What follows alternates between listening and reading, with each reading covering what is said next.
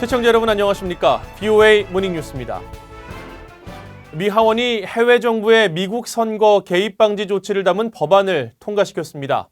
이 법안 발의에 참여한 의원들은 북한도 향후 미 선거 개입 가능성이 있는 나라로 지목했습니다. 첫 소식 이조은 기자가 보도합니다.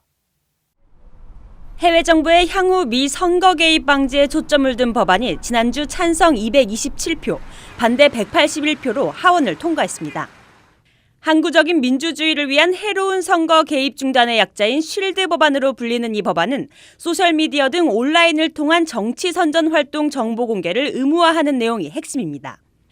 법안은 구체적으로 어떤 해외 정부를 겨냥한 것인지 명시하진 않았지만 법안 발의에 참여한 의원들은 향후 미 선거 개입 가능성이 있는 나라로 러시아와 중국, 그리고 북한과 이란을 지목했습니다. 전직 정보당국자인 민주당의 아비게일 스펜버거 하원 의원은 이날 표결 전 본회의 발언에서 해외 정부들이 러시아의 광범위한 정보전 전략을 기반으로 할 것이라는 미 정보당국의 우려가 합당한 이유가 있다고 밝혔습니다. 그러면서 러시아와 중국, 북한과 이란에 이르기까지 해외 적국들은 미국 민주주의의 근간을 약화시키고 싶어 한다고 주장했습니다. 또 최근 발표된 옥스퍼드 대학 연구진의 보고서에 따르면 7개 나라가 다른 나라에 영향을 미치기 위해 소셜미디어를 통해 허위 정보를 유포한 것으로 파악됐으며 그 숫자는 내년 미 대선을 앞두고 증가할 것이라고 전망됐습니다. 특히 북한은 선거나 총선 기간 적극적으로 소셜미디어 여론 조작에 관여하다가 선거 결과가 나온 뒤 일시적으로 멈추고 다음 선거 주기 때 활동을 재개하는 나라로 파악됐습니다. 앞서 리처드 버 상원 정보위원장은 지난 8일 러시아의 선거 개입 조사 결과를 담은 정보위의 두 번째 보고서를 발표하며 러시아는 현대 정보화 전략을 연마한 첫 국가일 수 있지만 중국과 북한, 이란과 같은 다른 적국들도 이를 뒤따르고 있다고 지적한 바 있습니다.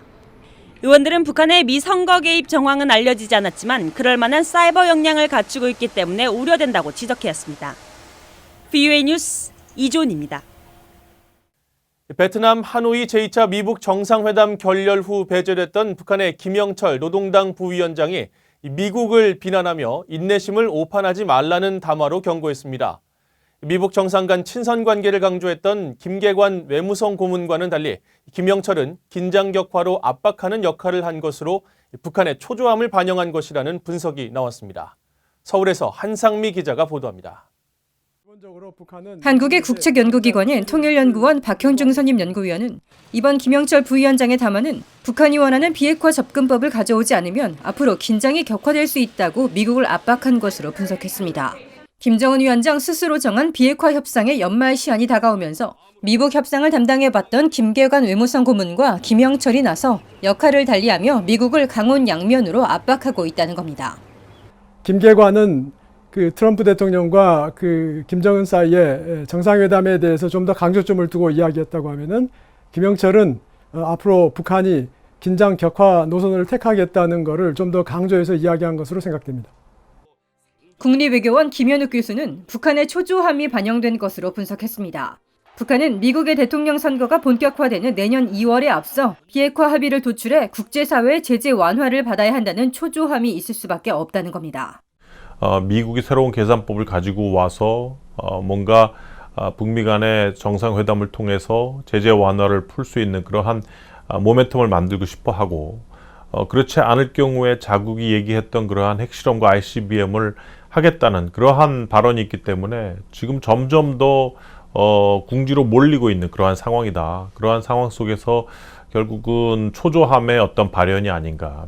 김 교수는 그러면서 북한이 협상에 계속 불만을 가질 경우 국제사회의 강력한 반발이 분명한 대륙간 탄도미사일 ICBM 시험 발사와 핵실험 재개 여부를 놓고 고민할 것이라고 지적했습니다. 앞서 김영철 노동당 부위원장은 27일 모든 것엔 한계가 있다면서 미국이 정상 간 친분을 내세워 올해 말을 넘겨보려 한다면 어리석은 망상이라고 주장했습니다. 또 미국이 북한의 인내심과 아량을 오판하면서 적대시 정책에 더욱 매달리고 있다고 주장하며 최근 유엔 총회 미국 대표들의 발언과 찰스 리처드 미국 전략사령관 지명자의 인준 청문회 발언을 비난했습니다. 서울에서 BOA 뉴스 한상미입니다. 미 국무부의 데이비드 스틸웰 동아태 담당 차관보는 한국 정부가 다음 달 23일부로 종료되는 한일 군사정보보호협정 지소미아에 복귀하기를 권장한다고 밝혔습니다. 일본을 방문한 스틸웰 차관보는 26일 기자회견에서 미국은 한국과 일본이 창의적인 해법을 찾도록 강력히 권장한다며 이같이 말했습니다. 또 지소미아는 미국은 물론 한국과 일본에도 유익하며 북한이 이달 초 잠수함 발사 탄도미사일 SLBM을 시험한 사건으로 지소미아의 중요성을 인식했다고 덧붙였습니다. 스틸웰 차관보는 또 한일 간 외교 통상 갈등에 대한 우려를 표시하면서도 미국은 중재할 입장이 아니라며 경제 문제가 안보 문제로 번지지 않도록 해야 한다고 말했습니다. 미국 공군 전략 폭격기 B-52와 공중급유기 KC-135가 지난주 한국, 동해, 일본해 상공을 비행한 것으로 알려졌습니다.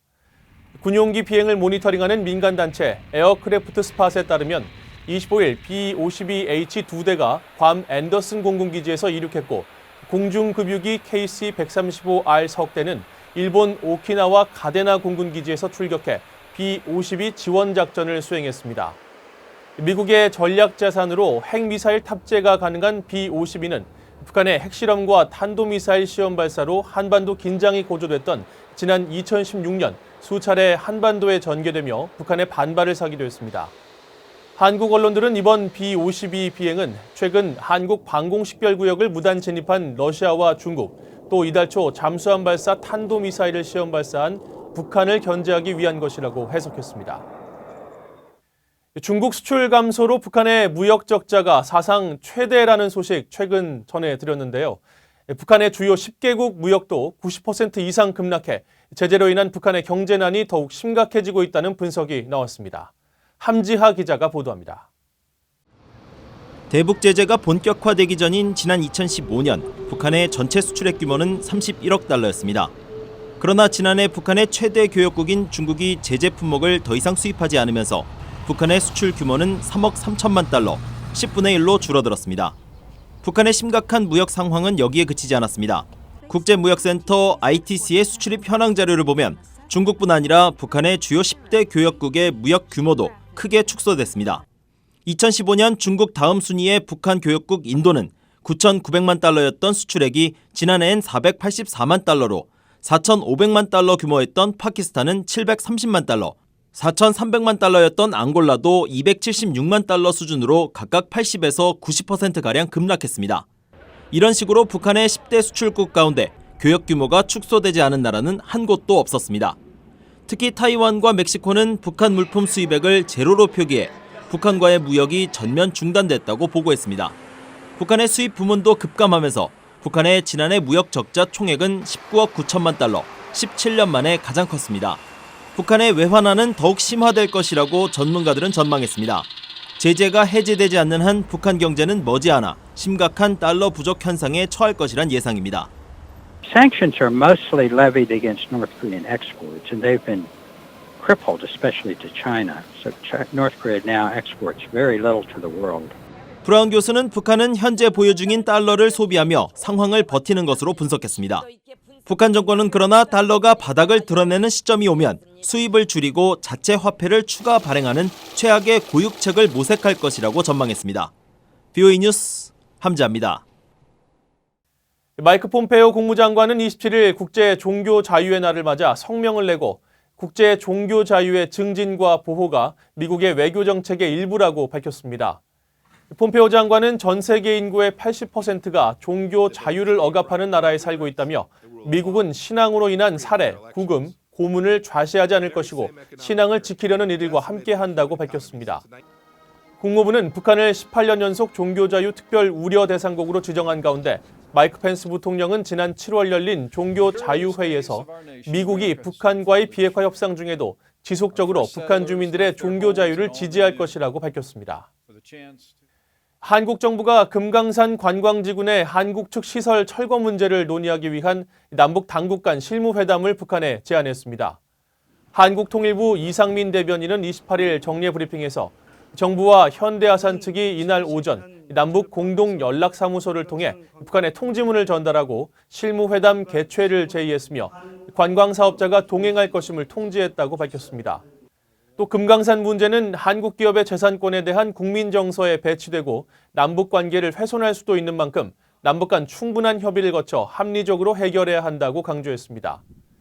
실무회담 개최와 관련해 한국 정부는 편리한 시기에 금강산에서 개최할 것을 제의했다고 밝혔지만 북한 당국은 당국자 간 직접 대면 없이 문서를 통해 시설 철거 문제를 논의한다는 입장이어서 실무회담 성사 여부는 불투명한 상황입니다.